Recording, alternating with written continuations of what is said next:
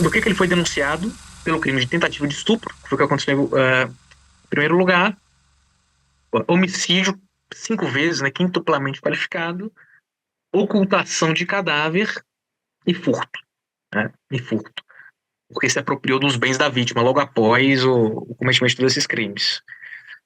Ele confessa parcialmente esses crimes, né? Ele efetivamente diz que matou, mas o que ele faz efetivamente, em direito nós chamamos de confissão qualificada. Ele não confessa que matou por maldade, por assim dizer, por torpeza. Não é isso que ele confessa. Ele diz que teve um surto, não sabe o que aconteceu com ele. Ele insinua diversas vezes, e isso foi extremamente sensível a trabalhar no processo. Mas ele insinua diversas vezes que tinha uma certa relação com a vítima, e que tinha uma certa atração mútua entre ele e a vítima, não era só da parte dele. E efetivamente ele diz isso sem qualquer lastro probatório, uma forma leviana. Eu tenho absolutamente certeza que não aconteceu nada disso, a vítima sequer o conhecia, foi pega de surpresa num dia absolutamente infeliz de sua vida, mas ele chega a alegar isso. Portanto, é o que a gente chama de confissão qualificada. Ele não confessa plenamente, mas o que já é suficiente para que se reconheça a sua confissão, para efeitos de diminuição da pena.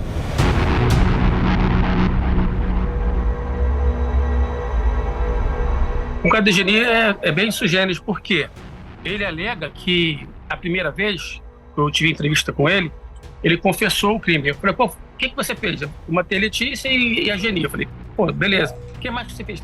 E tem 17 processos contra você, 17 inquéritos contra você. Não, doutor, a maioria desses aí eu não fiz nada, eu não tenho nada a ver. Eu só fiz isso, isso e isso. Beleza. Aí comecei a trabalhar nos outros processos, né? Com a informação de que ele só tinha cometido esses 2 homicídios. Aí, passado 3 meses de eu tatuando no caso, eu fui visitá-lo na Papuda. Ao chegar lá, eu entrevistando, falando sobre o caso da Letícia, né? Que a gente estava programando porque ia fazer a defesa dele, já que ele era réu, confesso e tal. Aí ele falou, doutor, tem uma coisa para contar para o senhor. Eu falei, o que é? O caso da Geni, não fui eu que matei ela. Mas você confessou na delegacia, falou para mim que você tinha matado ela. Eu falei para o senhor que eu estava com medo, a minha família tinha sido ameaçada, eu pensei que ia acontecer alguma coisa com elas, e os policiais estavam muito agressivos comigo, me torturaram psicologicamente, me torturaram fisicamente.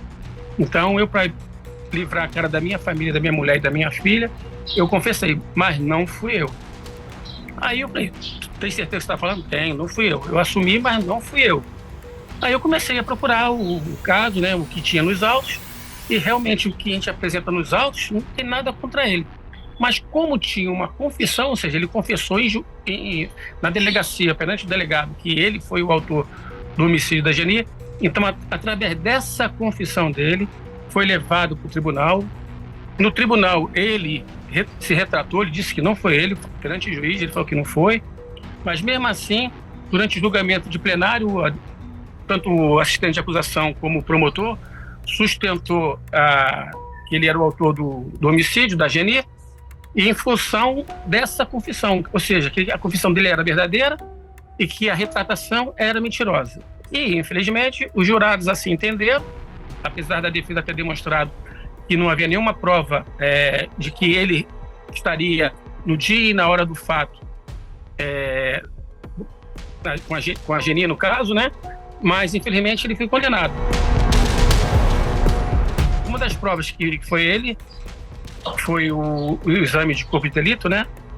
Que demonstrou que ele tinha realmente feito o estrangulamento dela.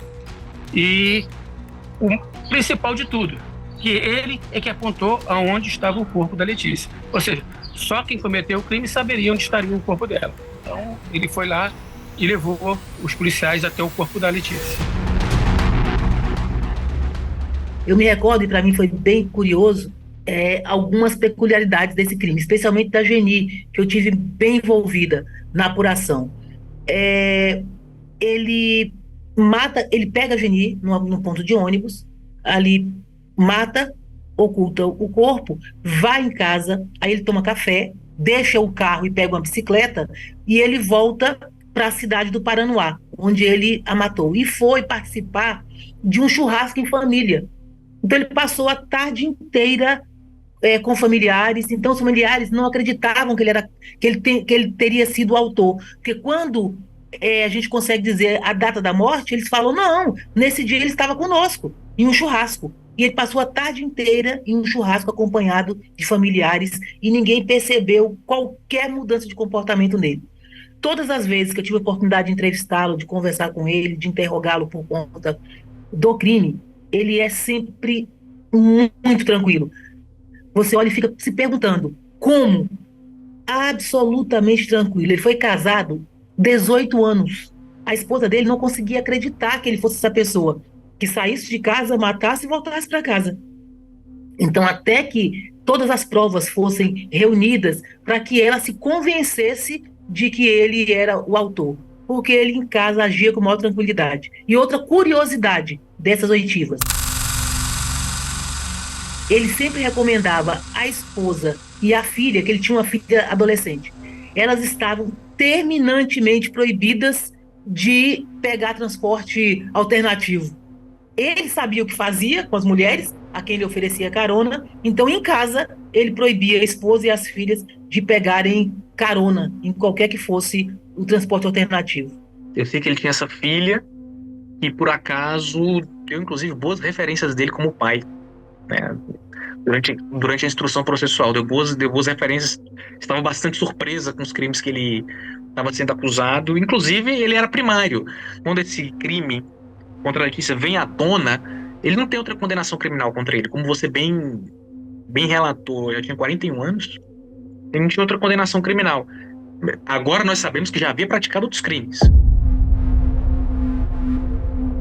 Não, o Marinesi tinha uma vida comum, né, normal, um cara que frequentava a igreja, era evangélico, não bebia, não fumava, segundo a própria família dele, é uma pessoa muito carinhosa, muito amiga, muito prestativa, uma pessoa muito querida junto a amigos e familiares. Adora ele, as irmãs, o pai dele, pessoas muito simples, muito humildes, mas muito sinceras, e todo mundo só tece elogios a favor de Marinesi. Bom pai, bom marido e bom filho. Ele me confidenciou que, a partir quando ele completou 41 anos, ele começou a sentir essa vontade sexual um pouco mais acirrada. Então ele começou a ter alguns casos com algumas mulheres. Na verdade, ele diz que quando ele sente aquele apetite, ele não é satisfeito, né? Ele fica muito fora de si, ele faz coisas que ele, assim, normalmente eu não faria, mas parece que se transforma, né? Então essa transformação dele é uma transformação psicológica, pode ser uma doença patológica, pode ser um distúrbio mental até, não foi feito nenhum exame quanto a isso, mas me parece que ele tem algum distúrbio patológico que, por certo momento, ele perde o senso do certo e errado. E o caso da Letícia era mais um caso que ele estava tentando conseguir. Como ele não conseguiu, né, o intento dele que era ter relações sexuais com ela, e ela houve aquele desespero dela em relação à situação, aconteceu o que ele falou que aconteceu, mas ele se recorda muito pouco por que ele fez, quando foi que ele fez. Ele só lembra que ela gritou, ele desesperou e pegou no pescoço dela. Aí depois ele diz que não lembra o que aconteceu. E onde que você efetivamente matou ela? Naquele local onde estava o corpo? Foi. Foi ali mesmo que você matou? Nós estávamos ali, nós ficamos em cima mesmo, conversando. E depois que vocês tiveram relação, ela vestiu a roupa de novo? Como é que foi? Depois que a gente teve isso, outra vestiu a roupa, a gente estava conversando ali. Aí eu apertei ela e não sei o que estava feito. Quando eu olhei, eu já tinha feito a merda.